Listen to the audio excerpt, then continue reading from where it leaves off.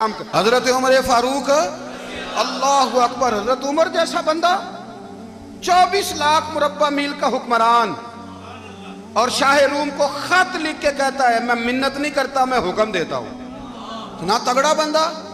جنگ قادسیہ کے لیے حضرت سعد بن ابی وقاص کو بھیجا. فتوح شام پڑھ کے دیکھیں. حضرت عمر بڑے پریشان ہیں. اتنے دن ہو گئے کوئی رپورٹ ہی نہیں آئی. اب تو موبائل ہے نا, ایک ایک منٹ کی رپورٹ لیں آپ, بلکہ آپ ایک منٹ کی فوٹو لیں. آپ رپورٹ تو دور رہ گئی. حضرت عمر فاروق رضی اللہ تعالیٰ عنہ بڑے پریشان ہیں کہ قادسیہ میں حضرت سعد بن ابی وقاص کے ساتھ لوگ جہاد کرنے گئے, رپورٹ کوئی نہیں آ رہی. اتنے پریشان تھے کہ باہر نکل کے نا اس رستے پہ بیٹھ جاتے جو رستہ قادسیہ کی طرف سے آتا تھا. جو بھی آتا جاتا پوچھتے جنگ کے کیا حالات ہیں. ادھر جب اللہ نے فتح دے دی نا تو حضرت سعد بن ابی وقاص رضی اللہ تعالیٰ عنہ نے ایک قاصد کو خط دے کے بھیجا. کہنے لگے عمر کے پاس جاؤ, انہیں اطلاع دو کہ الحمدللہ اللہ نے اسلام کو فتح عطا کر دی. یہ حضرت عمر کو جا کے دینا. وہ بڑے پریشان ہوں گے. وہ جو اس زمانے میں اس طرح ہوتا تھا کہ کئی دور دور سے صحابہ جو دوسرے شہروں کے ملکوں کے رہنے والے ہوتے تھے وہ بھی آ کے شامل ہو جاتے تھے جہاد میں. کوئی ایک دفعہ مدینے آیا, کوئی 2 دفعہ آیا, پھر اپنے اپنے علاقوں میں. بہت سارے لوگوں نے زیادہ دفعہ حضرت عمر کو دیکھا بھی نہیں تھا. وہ جو قاصد خط لے کے آیا تھا نا اس نے ایک آدھ دفعہ دیکھا تھا. حضرت عمر بوڑھے ہو گئے, وہ پہچانتا نہیں تھا. ادھر سے وہ خط لے کے آ گیا. حضرت عمر مدینے سے باہر نکل کے اس روڈ پہ بیٹھے تھے جو قادسیہ سے آتا تھا. جب وہ اس آدمی کو آتے دیکھا تو حضرت عمر اٹھ کے کھڑے ہو گئے, فرمانے لگے قادسیہ سے آ رہے ہو؟ وہ کیا کہتا ہے؟ پھٹے پرانے کپڑے, ٹوٹے ہوئے جوتے, سر پہ پرانی پگڑی. کہنے لگے غلام مدینے کے رہنے والے ہو؟ حضرت عمر کہنے لگے ہاں مدینے کا ہوں. کہا میں قادسیہ سے آیا ہوں, الحمدللہ اللہ نے اسلام کو فتح دے دی ہے, الحمدللہ کفر کی کمر ٹوٹ گئی ہے. اس نے یہ بات کر کے تو گھوڑے کو ایڑی لگائی, گھوڑا دوڑنے لگا مدینے کے. حضرت عمر بھی ساتھ ساتھ دوڑ رہے. فرمانے لگے اچھا بتاؤ خالد بن ولید کا کیا حال ہے؟ تھوڑا آگے جا کے فرمانے لگے اسامہ بن زید کیسے ہے؟ وہ کہتے ہیں ٹھیک ہے. پھر اس نے اور گھوڑا. عمر ساتھ ساتھ دوڑ رہے ہیں, ساتھ ساتھ. 24 لاکھ مربع میل کا حکمران, ایک جوتا پیر سے نکل گیا, عمر دوڑ رہے ہیں. آگے جا کے پوچھتے ہیں سعد بن ابی وقاص کا کیا حال ہے؟ کہا حضور وہ بھی ٹھیک ہے. کتنے لوگ میرے شہید ہو گئے مسلمانوں میں سے؟ کہنے لگا صحیح گنتی کا نہیں پتا, یہ لفظ ادا ہوتے ہوتے مدینے کی سرحد آ گئی. لوگوں نے عمر کو گھوڑے کے ساتھ دوڑتے دیکھا تو کہا امیر المومنین کیوں دوڑ رہے ہیں؟ وہ غلام چھلانگ لگا کے نیچے آیا, قدموں میں بیٹھ گیا. کہنے لگا حضور آپ نے بتایا ہی نہیں آپ امیر المومنین ہیں. آپ فرمانے لگے کیا بتاتا, میں تو اونٹ چرانے والے کا پتر ہوں, کیا بتاتا. وہ عمر ہوں جس نے اپنے گناہوں کا حساب دینا ہے, کیا بتاتا. جو سعد بن ابی وقاص کو جہاد پہ بھیج کے خود بزدلوں کی طرح گھر میں بیٹھا ہے, کیا بتاتا. کوئی حیثیت نہیں, کوئی تار. تو نے اچھا کیا, تو تو مجاہد تھا, مجھے ساتھ ساتھ دوڑایا, تو نے اچھا کیا. جتنے لوگ تھے چیخیں مار کے رونے لگے. حضرت فاروق اعظم سے کہنے لگے عمر جب تک تیرے جلوے رہیں گے اللہ کامیابیاں ہی عطا فرمائے گا, جب تک تیرا رنگ رہے گا اللہ تعالیٰ نوازتا ہی رہے گا. کچھ نہیں کبھی اپنا آپ ظاہر ہی نہیں کیا. بہت بڑے تھے, بہت بڑے تھے حضرت عمر, بڑے تھے. حضرت ابو رافع غلام تھے, قرآن پاک بڑا سونا پڑھتے تھے. حضرت عمر جب بھی انہیں ملتے کہتے ابو رافع تو عمر سے اچھا ہے, قرآن بڑا شاندار پڑھتا ہے.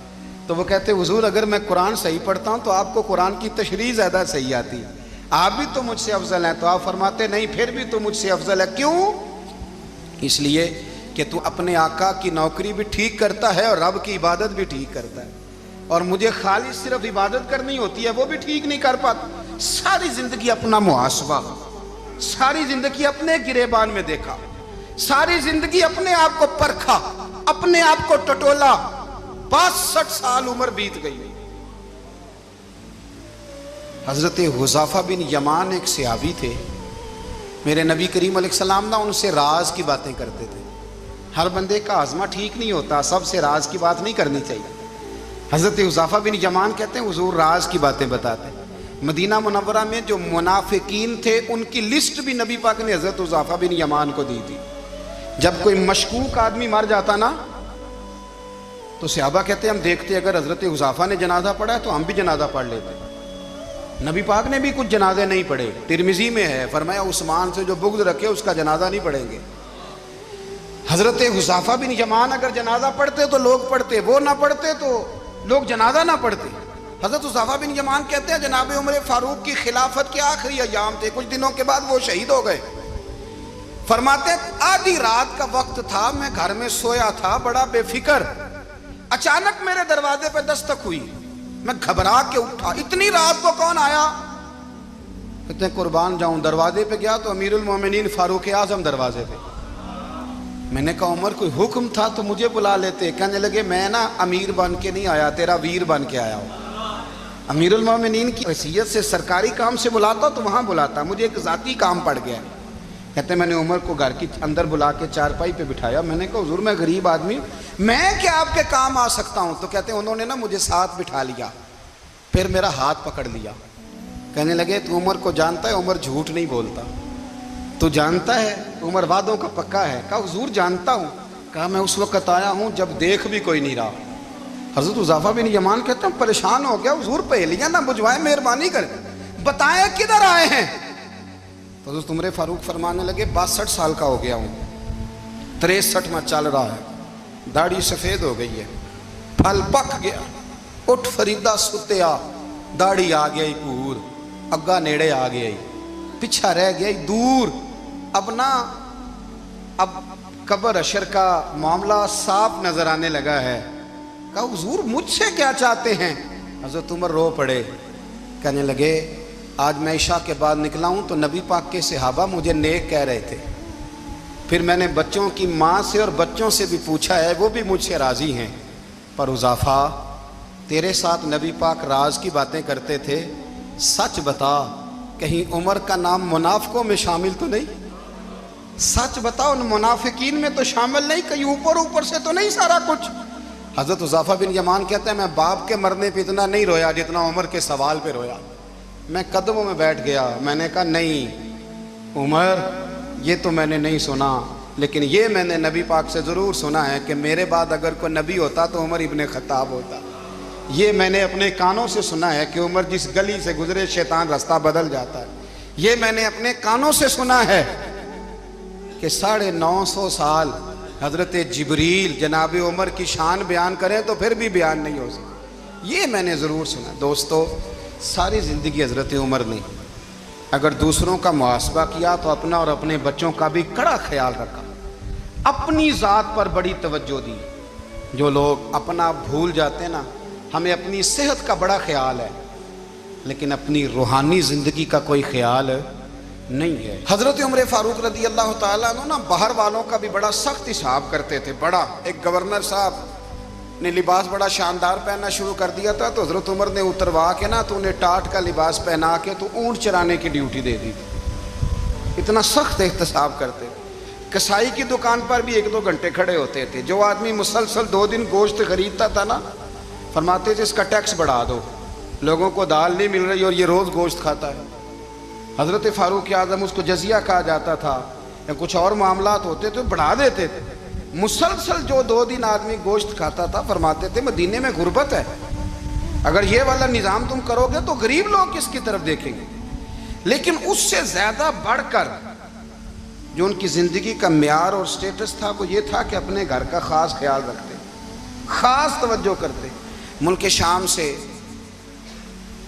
اور ایران سے کچھ لوگ آپ کی خدمت میں آئے تو وہاں سے کچھ کنیزیں بھی آئیں، ان کے بادشاہ کا پیغام لے کے۔ شاہ ایران کی کنیز کو ملکہ نے کہا کہ نا حضرت عمر کی زوجہ کو دیکھ کے آنا ذرا کس طرح کی ہے۔ ہمارے ملک میں کیا کہتے ہیں؟ خاتون اول، باقی سارے دوؤں میں خاتون اول، ذرا خاتون اول کو دیکھ کے آنا۔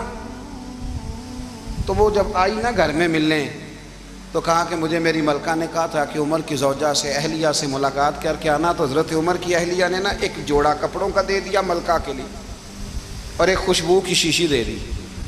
اب جب وہ تحفے وہاں گئے تو اس ملکہ نے نا کچھ سونے کا سامان بھیجا، کچھ زیورات بھیجے، کچھ تحائف بھیجے۔ جب حضرت عمر کے گھر آئے نا، وہ خادم لے کے آیا، اس نے کہا جی آپ کی اہلیہ نے تحفے بھیجے تھے، تو جواب میں شاہ ایران کی بیوی نے، یہاں جس ملک کا وہ سفیر تھا، انہوں نے بھی یہ بھیجے۔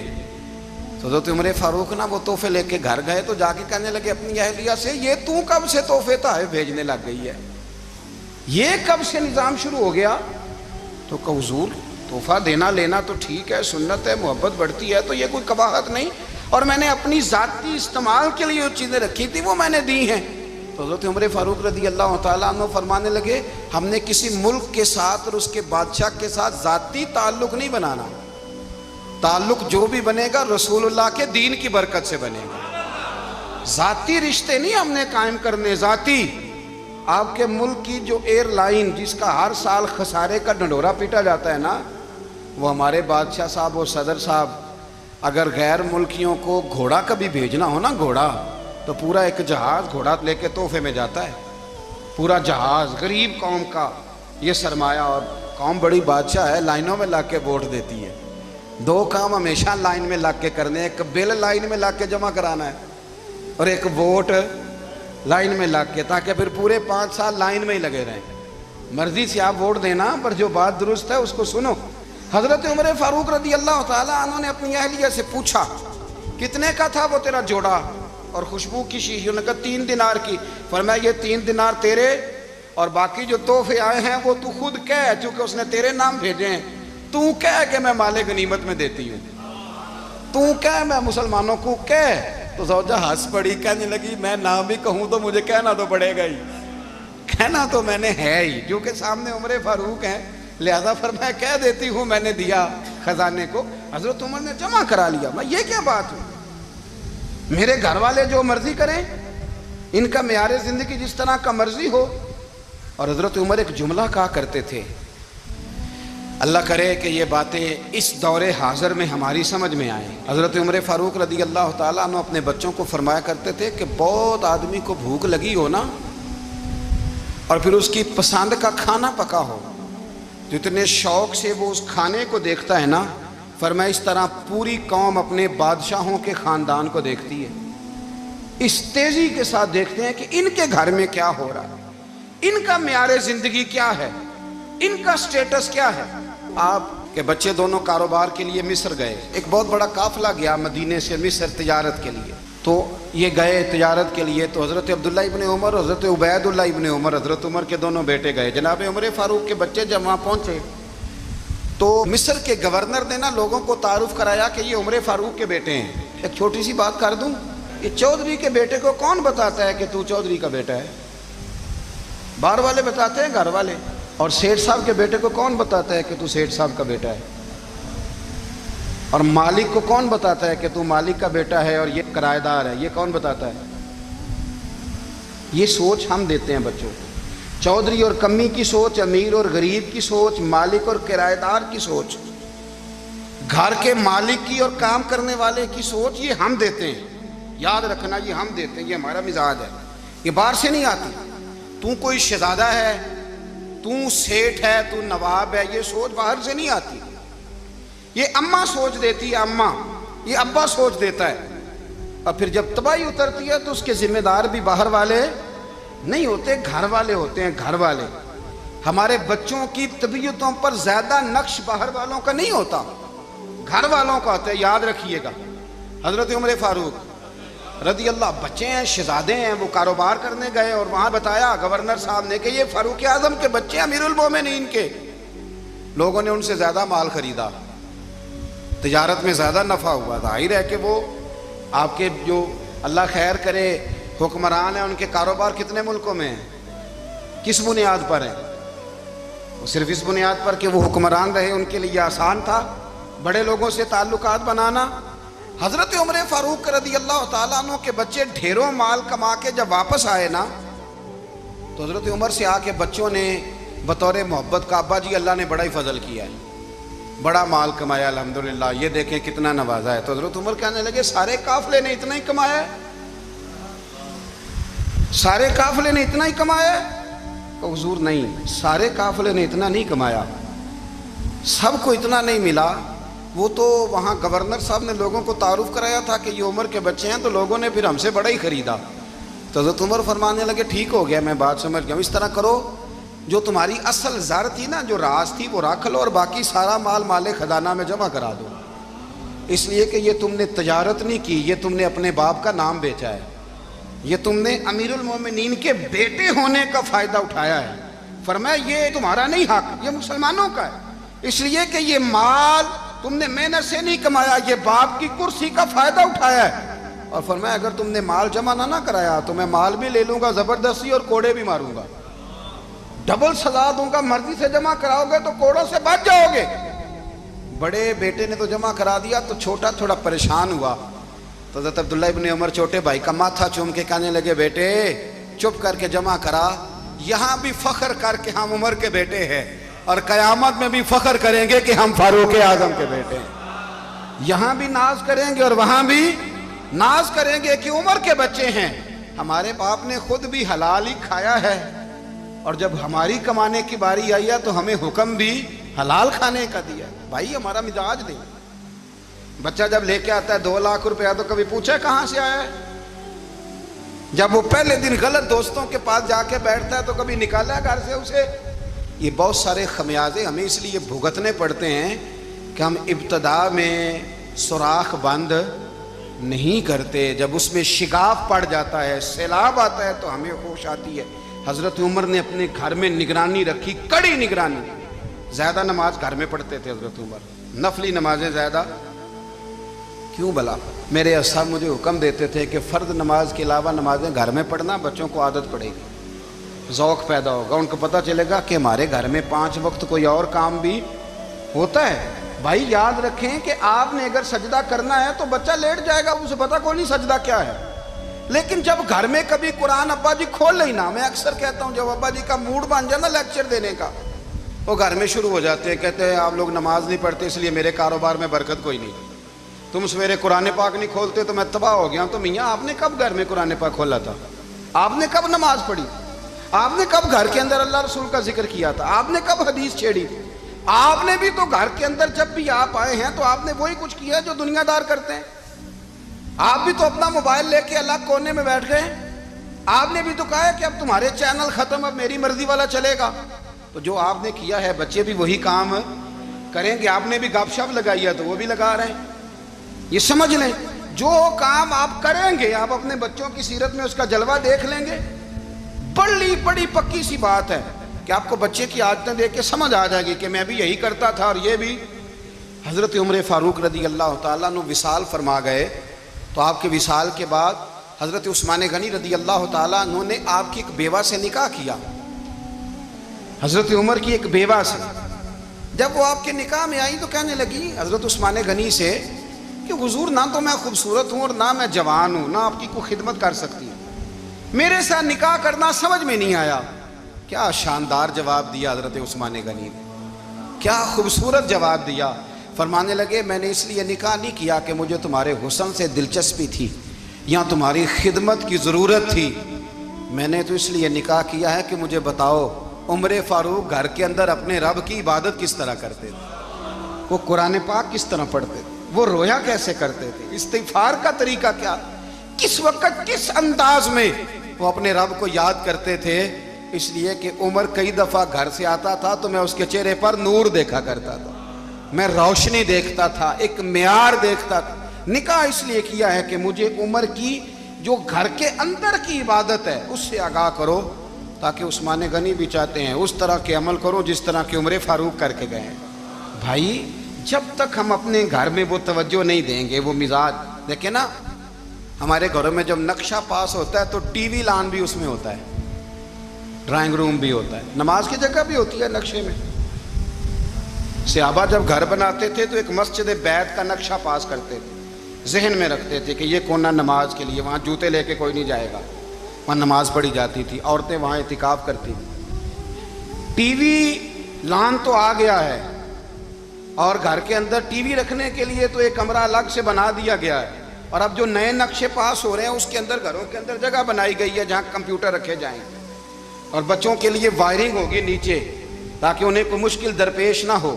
یہ ساری چیزیں ہم نے نہانے کے لیے گھروں کے اندر اتنے بڑے واش روم بنائے ہیں کہ لگتا یہ ہے کہ سوائے نہانے کے اور کام ہی نہیں کوئی گھر میں ہوگا، ہر چیز آ گئی، پر اللہ کرے کوئی تفسیر بھی ٹیبل پہ پڑی نظر آئے، کوئی حدیث کی کتاب بھی ٹیبل پہ پڑی نظر آئے۔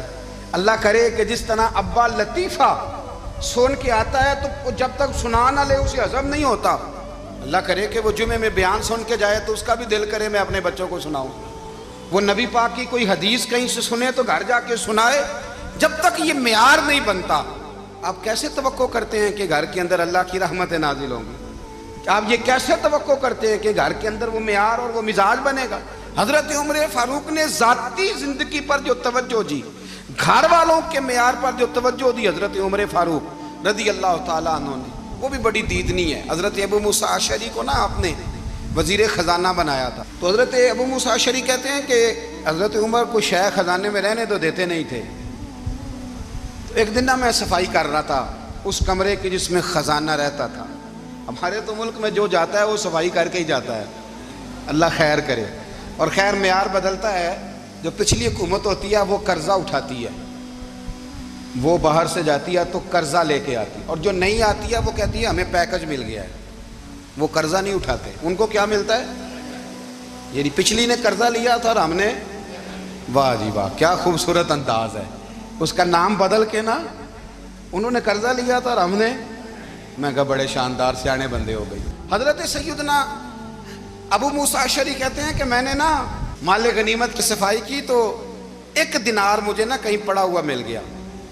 تو فرماتے ہمیں اجازت ہوتی تھی کہ 1 دینار ہم اپنی مرضی سے کہیں خرچ کر سکتے تھے. اگر آپ ناراض نہ ہوں تو ہمارے ہاں جب چیئرمین صاحب، ناظم صاحب ٹھیکے دیتے ہیں تو ٹھیکیدار ان کا چھوٹا بھائی ہوتا ہے، یا چچا کا بیٹا ہوتا ہے، یا خالہ کا بیٹا ہوتا ہے. وہ خود ناظم ہوتے ہیں اور ان کا چھوٹا بھائی ٹھیکیدار ہوتا ہے. یعنی وہ نا سارا کچھ گھر کے اندر ہی رہتا ہے.